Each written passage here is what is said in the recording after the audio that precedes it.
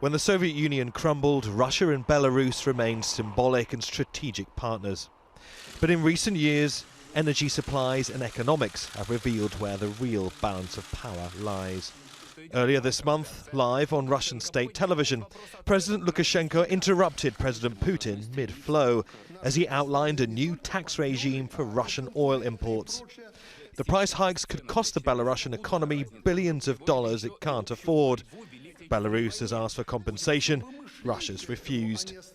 A heated exchange continued off-camera, tensions eventually subsided, but in later interviews Lukashenko appears to suggest the tax hikes were deliberate to push the country further into Russian control. What Lukashenko has been upset about is, and what he perceives as a threat to sovereignty here, as a challenge to sovereignty, is how Russia reacted to his demands for compensation. There are basically one option you can pursue, and this is advanced integration.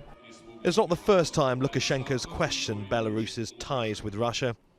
Wars in Georgia, Ukraine and the 2014 annexation of Crimea have prompted the president to stand up for Belarusian sovereignty.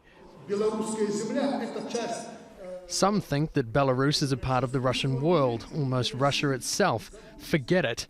Belarus is a sovereign and independent state. It's a difficult dilemma for Lukashenko, how to be an independent state whilst remaining on favourable terms with Russia. If you want to get subsidies, you need to give something back. It's a kind of a trade-off. If you don't want to get subsidies, you may be very independent. But in this case, your economic wonder will disappear and maybe you'll face some kind of political disaster or turmoil like it was in Ukraine. This is one way Belarus has sweetened the relationship. In 2017, Belarus and Russia staged joint military exercises, codenamed Zapad, meaning West, a clear message for NATO. Ukraine has since accused Russia of using the exercises as a pretext for stationing troops in Belarus.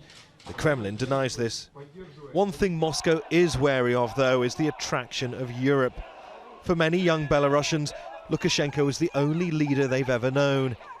It's led to pro-EU, anti-government protests, but currently any challenge to Lukashenko's 24-year leadership is quickly silenced. Lukashenko's walking a geopolitical tightrope.